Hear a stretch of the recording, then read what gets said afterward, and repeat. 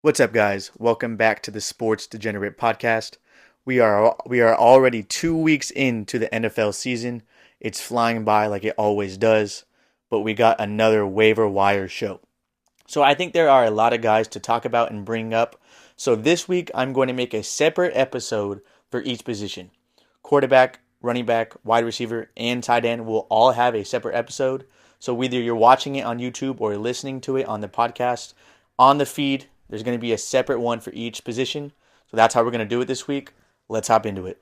I forgot to mention, but like always, no matter what episode you're watching, whatever position you're interested in, all of these players are rostered in less than 30% of ESPN leagues.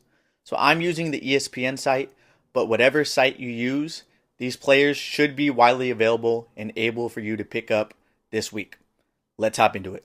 I have 7 wide receivers for you guys to pick up. Like always, all of these players are under 30% rostered. I'll start with my most favorite, go down to my least favorite. My number 1 wide receiver waiver wire pickup for this week is Jaan Jennings for the 49ers. So we all know CMC is on IR. Deebo Samuel is now out multiple weeks. The 49ers are very thin. And Jaan Jennings is a player that has been on the team for years. Purdy is already comfortable with him. And he is a decent player. We've seen him flash. Even in the Super Bowl last year, he had clutch plays. He's not a great route runner. He's kind of like a Deebo Samuel type of player. Someone that's big, strong, great after the catch. So I think he gives you a solid floor of at least 10 points with the options the 49ers have now. I don't see how he doesn't give you like 3, 4, or 5 catches. And that's a solid floor. And there's always a chance for a touchdown in this 49ers offense. So 100% number 1 waiver wire pickup for wide receiver, Jaan Jennings. Number 2, we got Tyler Johnson for the Rams. So I honestly prefer Demarcus Robinson for the Rams. This week he's a little bit too rostered. I think he's like 45% rostered. So he might be available in some of your leagues. I would prefer him. I talked about him in last week's waiver wire show. Hopefully you got him. But if you can't get Robinson, I think Tyler Johnson is still going to give you a solid floor. This is why. Puka Nacua is out and Cooper Kupp is out for multiple weeks, both of them. So there's not many options for Stafford to throw to. I think Robinson and Johnson both get, 4 catches each at the minimum. Like, who else does Stafford have? So they're both going to give you solid floors. And in that McVay offense, there's always a chance for big plays and touchdowns. So decent pickup this week, Tyler Johnson. Number 3, we got Alec Pierce for the Colts. So he's had 16 or more points in both weeks. So number 3 is kind of low for a player like that. And some of you guys might want him number 1. But I have a few concerns for Pierce. That's why he's number 3.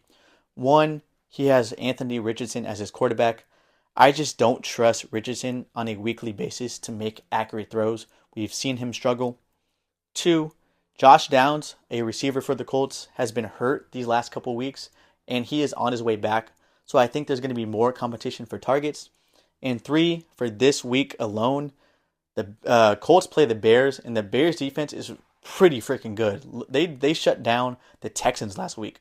So I think they're going to really destroy Anthony Richardson this week. I'm just worried about the matchup. So for this week, he's number 3 for those reasons. But you have to at least roster him. A player that has put up the numbers he has the first 2 weeks has to be rostered. And if he is the best option on the waiver wire, I don't mind him as a start. We have seen the ceiling. But I just give you the reasons why he's number 3. I have a couple concerns. Number 3, Alec Pierce. Number 4, we got Quinton Johnston for the Chargers. I know a lot of you guys are going to say this guy has been terrible in his career so far. He has butterfingers. I know.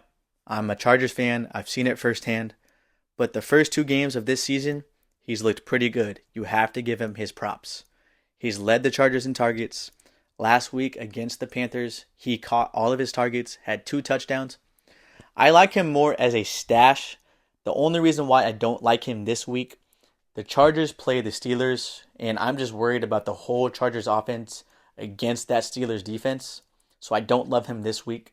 But as a stash, you have to put him on your bench to see if this continues. If he continues to lead the Chargers in targets, that is a valuable fantasy option. Number 4, Quinton Johnston. Number 5, we got Jaylen Tolbert for the Cowboys. So he's been on the Cowboys for a few years and really hasn't done anything. But this year, he's on the field for a lot of the offensive snaps. And last week, he flashed 6 catches for over 80 yards. This one, I prefer to be more of a stash. If you are desperate, I don't mind it because with Dak Prescott and the Cowboys, there's always upside for a touchdown. But I really like him as a stash because we want to see if this continues, right? We all know CeeDee Lamb's number 1, and then there's Brandon Cooks in the tight end. But we all know Brandon Cooks is getting a little bit older. Maybe Jaylen Tolbert becomes the number 2 receiver, which would really be valuable for fantasy. So I would really like him to be a stash if you have the extra bench spot. Number 5, Jaylen Tolbert. Number 6, we got Jaylen Naylor for the Vikings. So this one is also more of a stash. Naylor flashed last week, 3 catches for 50 yards and a touchdown. The problem is, we all know Jefferson is number 1, Jordan Addison is number 2, and when TJ Hockenson comes back, he's number 3. So he isn't very high on the depth chart, but Jefferson is a little banged up, Addison's banged up, Hockenson is currently hurt. So there might be room depending on what the injuries look like. And like I mentioned on the QB episode of this show, go check it out. Kevin O'Connell's offensive system puts up tons of passing yards and tons of passing touchdowns. So Naylor is in the right system. He just kind of has to become a bigger part of the offense. So I would like to stash him and see what this offense looks like and what Naylor's role looks like in the future. But I don't love him this week just because of the target competition he has to deal with. Number 6, Jaylen Naylor. Last wide receiver waiver wire pickup is Juan Del Robinson for the Giants. So Robinson has been a waiver wire pickup for the last couple of years. We all know what he is. Short slot receiver, quick, shifty, not going to get you a ton of explosive plays, more of a PPR guy. He gives you around like 5 catches for 50 yards. You'll get lucky if you get a touchdown. This year, it's the same thing. He's gotten you around 10 points in both games, which is valuable in fantasy. The reason he's so low is just because he has Daniel Jones as his quarterback. I just don't trust that. And this week, the Giants play the Browns, which is a terrible matchup. So that's why he's so low on the list. But to have on your bench, like I said, if he's healthy, he gives you around 10 points per game. It's not a bad option to have on your bench. Number 7, Juan Del Robinson. I also want to bring up some streaming defenses for you guys. I have 3 options for you, all under 30% rostered. My number 1 pickup is the Raiders defense. Last week against the Ravens, they played really well, and now they play the Carolina Panthers, who have struggled to even score a touchdown in every game. Next, I got the Packers, who also have played really well both weeks. They locked up Anthony Richardson last week, and now they play the Tennessee Titans with a turnover-prone Will Levis. And last, Buccaneers. I'm honestly not a huge fan of their defense. They have let up a lot of points, but now they play Bo Nix and the Denver Broncos, and Bo Nix has also been very turnover-prone. So those are 3 streaming options for you guys for defense.